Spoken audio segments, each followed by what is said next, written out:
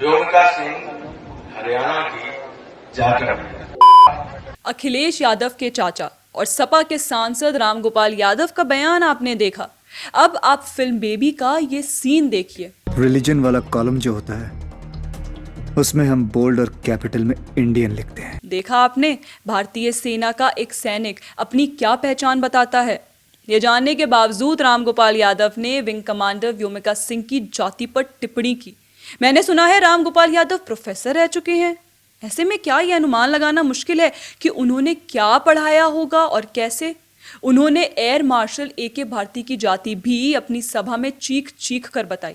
सवाल है कि अखिलेश यादव क्यों देश के सैनिकों की जाति बताकर राजनीतिक रोटियां सेकना चाहते हैं। सैनिक की क्या कोई जाति होती है? जाति जाति करना क्या देश के बहादुर सैनिकों का अपमान नहीं है? क्या ये सेना को जाति के आधार पर बांटने का या फिर उसे कमजोर करने का कोई षड्यंत्र है? क्यों रामगोपाल यादव उनकी बहादुरी पर चर्चा नहीं करते? शायद इसलिए क्योंकि उससे उनका वोट बैंक नाराज हो जाएगा। सवाल सिर्फ समाजवादी पार्टी पर नहीं उठ रहे हैं, बल्कि कांग्रेस पर गंभीर सवाल खड़े हो रहे हैं। उधर कर्नाटक के कांग्रेस विधायक कोथुर मंजुनाथ ने ऑपरेशन सिंदूर को दिखावा बता दिया। उन्होंने कहा कि कुछ नहीं हुआ है, बस 3-4 विमान ऊपर से भेजे और वापस बुला लिए। ಏನು ಮಾಡಿಲ್ಲ, ಏನು ಮಾಡಿದ್ದಾರೆ? ಸುಮ್ಮನೆ ಬೂಟ್ ಅಟ್ಕೆಗೆ 4 ಫ್ಲೈಟ್ ಮೇಲೆ ಕಳಿಸ್ಬಿಟ್ಟು ಬಂದ್ಬಿಟ್ಟು ಇದು ಮಾಡೋದಾ?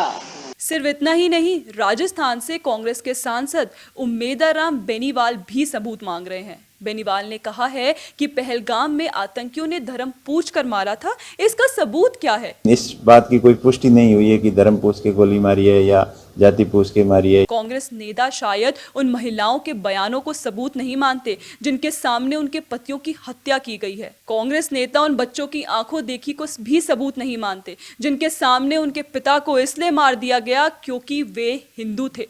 ये सभी सबूत पब्लिक डोमेन में है, लेकिन कांग्रेस नेता इन्हें नहीं मानते। बिल्कुल उसी तरह से जैसे कांग्रेस विधायक मंजुनाथ ऑपरेशन सिंदूर को नहीं मानते। दोस्तों, सिर्फ समाजवादी पार्टी और कांग्रेस ही नहीं, बल्कि TMC भी इसी तरह से सेना का अपमान करती दिखाई दे रही है। TMC के लोकसभा सांसद और वरिष्ठ नेता सौगत रॉय ने भी ऑपरेशन सिंदूर के सबूत मांगे हैं। उन्होंने कहा यह कोई युद्ध नहीं बल्कि मजाक था।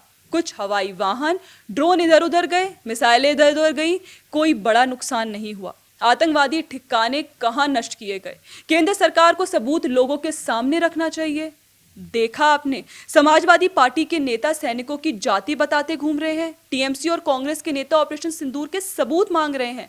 इससे एक बात स्पष्ट है कि इन दलों का उद्देश्य सिर्फ और सिर्फ अपनी राजनीति चमकाना है, और उसके लिए अगर इन्हें सेना का भी अपमान करना पड़े तो ये करते हैं। सेना पर ही सवाल उठाने पड़े तो ये उठाते हैं, सेना से ही सबूत मांगने पड़े तो ये मांगते हैं। सवाल है कि ये किस तरह की राजनीति है कि आप अपने देश की सेना का सम्मान तक नहीं कर सकते। उस सेना का जो देश के अंदर आप सुरक्षित रहें, राजनीति करते रहें, इसके लिए देश की सीमा पर लड़ती है, मारती है और कई बार मरती भी है। इसके बाद भी देश के अंदर के ये नेता उनसे सबूत मांगते हैं। वैसे इन्हें सबूत ही चाहिए तो क्यों नहीं ये सब उन्हीं सैटेलाइट की फोटोज निकलवा कर अपने बेडरूम में चिपकवा ले जिन्हें सेना ने जारी किया है।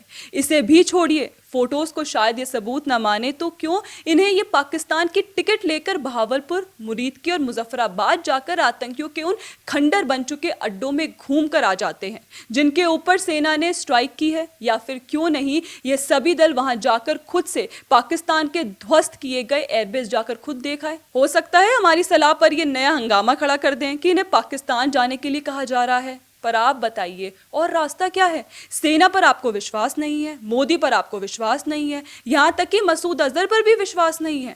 यह अलग बात है कि जिस अंदाज में दिग्विजय सिंह ने हाफिज सईद को हाफिज साहब कहा था, उसे सुनकर लगता था कि इन्हें मोदी सरकार या भारतीय सेनाओं पर विश्वास भले ही ना हो, लेकिन पाकिस्तानी आतंकवादियों पर पक्का विश्वास होगा। पर अब तो लग रहा है कि इन्हें उन पर भी विश्वास नहीं रहा, क्योंकि होता तो ये मसूद अजहर के परिवार वालों के मारने वाली बात स्वीकार करते हैं। इसलिए भी करते क्योंकि पाकिस्तानी सरकार ने उन्हें मारने मरने के लिए पैसे दिए हैं। पर ये बस सबूत मांगकर राजनीति करेंगे। जानते हैं क्यों? क्योंकि शायद इसी से इनका सबसे बड़ा वोट बैंक खुश होता है। शायद इसी से इनकी तुष्टीकरण की राजनीति फलती फूलती है। नहीं तो याद रखिए, रामगोपाल यादव हो, सौगत राय हो या फिर कांग्रेसी नेता, ये इतने भोले नहीं है कि ये नहीं जानते कि ये क्या कर रहे हैं। बिल्कुल जानते हैं और इसीलिए जानकर कहते हैं जिससे कि तुष्टीकरण करके वोट बटोरे जा सके। दोस्तों, हार की हताशा में विपक्षी दल लंबे समय से सरकार के विरोध के नाम पर, पीएम मोदी के विरोध के नाम पर देश का ही विरोध करते दिखाई दे रहे थे और अब वही विपक्षी दल सेना का अपमान भी करते दिखाई दे रहे हैं। इसको लेकर आपका क्या कहना है, हमें कमेंट करके ज़रूर बताएं और अगर आपको हमारा कंटेंट पसंद आता हो तो हमारे चैनल को फॉलो भी कर लें। जय हिंद।